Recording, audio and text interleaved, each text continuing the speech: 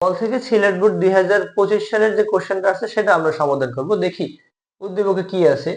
দুইটা বস্তু দেয়া আছে, বলছে দুইটা বস্তু দেয়া আছে, এ এবং বি বস্তুর মধ্যবর্তী দূরত্ব দেয়া আছে 300 মিটার। এ বস্তুর ভর 600 কেজি, বি বস্তুর ভর হলো 400 কেজি। এ বস্তুটা সামনের দিকে 20 মিটার পার সেকেন্ড বেগে অগ্রসর হয় এবং বি বস্তুটাও তাদের মুখোমুখি 10 মিটার পার সেকেন্ড বেগে অর্থাৎ এর দিকে অগ্রসর হয়। তাহলে কত সময় পরে তাদের মধ্যে সংঘর্ষ হবে? এখন বেগ তো একটা দেয়া আছে, তারপর বলা যায় যে বস্তুদের সমবেগে চলে। সমবেগে চলে দুইটা বস্তুই কিন্তু 300 মিটার দূরত্ব অতিক্রম করলে পরস্পর পরস্পরের সাথে সংঘর্ষে লিপ্ত হবে। তাহলে আমরা বলতে পারি যে ধরি টি সময় পরে এদের মধ্যে সংঘর্ষ হবে। ধরি টি সময় পরে এ ও বি বস্তুর মধ্যে পরে সংঘর্ষ হবে। তাহলে এ বস্তুর অতিক্রান্ত দূরত্ব, এ বস্তু অতিক্রান্ত দূরত্ব এ বস্তুর অতিক্রান্ত দূরত্ব কত দূরত্ব অতিক্রম করবে? অতিক্রান্ত দূরত্ব, এটাকে আমরা বলতে পারি S1। S1 is equal to VT। একটা প্রথমটার বেগ আমরা V1 বলছি, V1 মানে 20 মিটার পার সেকেন্ড। যেহেতু একটা বেগই দেয়া আছে, এটাকে আমরা ওই সমবেগের সূত্র ছাড়া অন্য কোনো ভাবে করতে পারবো না। S1 equal VT, V1T। V1 হলো 20 আর T কমন, একই সময় ধরে দুইটা চলছে। বি বস্তুর অতিক্রান্ত দূরত্ব, বি বস্তুর অতিক্রান্ত দূরত্ব অতিক্রান্ত দূরত্ব এটা হবে S2। S2 হলো V2T। V2 হলো দ্বিতীয় বস্তুর আদিবেগ বা যেটা বেগ বলতে পারি, যদিও আদিবেগ আমরা V নিয়ে নিলাম, সমবেগের সূত্রের ক্ষেত্রে আমরা করছি 10T হবে। দুইটা বস্তু মিলেই কিন্তু মোট 300 মিটার দূরত্ব অতিক্রম করবে। তাহলে S1 এবং S2 এর যোগফল কিন্তু 300 হবে। শর্ত মতে বা প্রশ্ন মতে বলতে পারি, শর্ত মতে S1 প্লাস S2 ইকুয়াল হলো 300 মিটার। S1 হলো 20টি আর S2 হলো এই 10টি, ইকুয়াল হলো 300, বা এখানে এই 30টি সমান 300 হবে।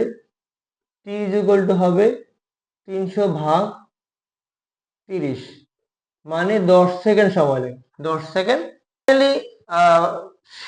সর্বশেষে বলা যায় যে এ ও বি বস্তু দুটি সংঘর্ষের পূর্বে সংঘর্ষ ঘটার পূর্ব পর্যন্ত 10 সেকেন্ড চলছিল, বা 10 সেকেন্ড পরে তাদের মধ্যে সংঘর্ষ হয়। সংঘর্ষের পূর্বে আমরা এখান থেকে একটা জিনিস আমরা দেখব, এখানে কিন্তু মিলিত বেগ দেয়া আছে একটা, সেটা আমরা করে নেব। মুখোমুখি যদি যাত্রা শুরু করে, তখন যে বস্তুটার ভরবেগ বেশি হয়, ভরবেগের গুণফল বেশি হয়, সেই বস্তুটা কিন্তু অন্য বস্তুটাকে মানে ধাক্কা দিয়ে নিয়ে যায়। কিন্তু এইখানে একটা কোশ্চেন লাস্টে একটা পেজ দিয়ে দিল, উল্টা কথা বলে দিছে অবশ্যই, এর দিকে আসে সেটা আমরা পরে বললাম, সংঘর্ষের পরে আসলো, সেটা সমস্যা না। কিন্তু প্রথমে যে থিমে আমাদের আগাতে হবে, অর্থাৎ এই দুইটা বস্তুর, প্রথম বস্তুর ভরবেগের গুণফল হয় কিন্তু 12,000, আর দ্বিতীয় বস্তুর গুণফল ভরবেগের গুণফল হলো 4,000। তাহলে দুইটা যদি সংঘর্ষে লিপ্ত হয়, তাহলে বি বস্তুকে কিন্তু এ বস্তু সামনের দিকে ধাক্কা দিয়ে নিয়ে যাবে। তার মানে বি বস্তুটা যেদিকে আসছিল ঠিক তার উল্টো দিকে ওই বেগে যাবে। তার মানে এই বেগটাকে হবে মাইনাস আর এই বেগটা হবে প্লাস। কিন্তু পরিশেষে বা সর্বশেষে আবার বলা আছে যে এটাকে একটু ঘুরাই দিল। এটা আমরা যদি এটা না দিত তাহলে আমরা অন্যভাবে করতে পারতাম। এটা আবার দেয়া আছে যে সংঘর্ষের পরে তারা আবার যখন দুইটা বস্তু একটা হয়ে যাবে, সংঘর্ষে লিপ্ত হওয়ার পরে, তারপরে শেষ বেগ হয়ে যাবে 8 মিটার পার সেকেন্ড। তো আমরা একটু দেখি তাহলে কি কি দেয়া আছে। এমন ঘ নম্বর কোশ্চেনের ক্ষেত্রে এমন দেয়া আছে 600 কেজি। U1 দেয়া আছে 20 মিটার পার সেকেন্ড, মানে এটাকে আমরা প্লাস বলবো। অর্থাৎ এই দুইটার গুণফল বড় হলে যে বস্তুর ভরবেগের গুণফল বড় হবে সেটার বেগ প্লাস, যদি মুখোমুখি যাত্রা করে বা সংঘর্ষ লিপ্ত হয়, মুখোমুখি যদি আসে আর কি। এবারে এম টু হলো 400 কেজি, 400 কেজি।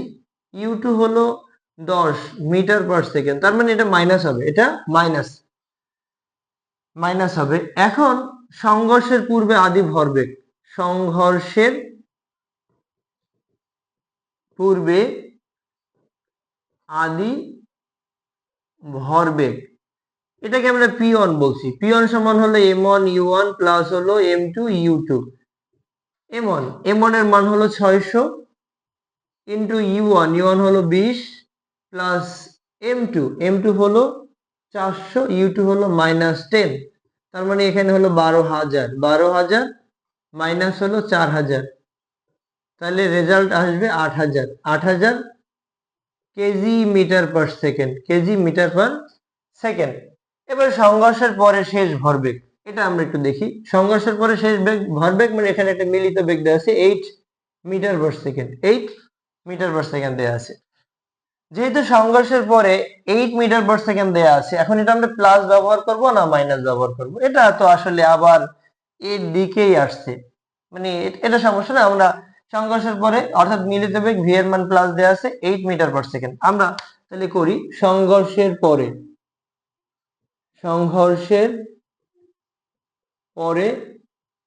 শেষ ভরবেগ মানে এটাকে আমরা পি2 বলছি।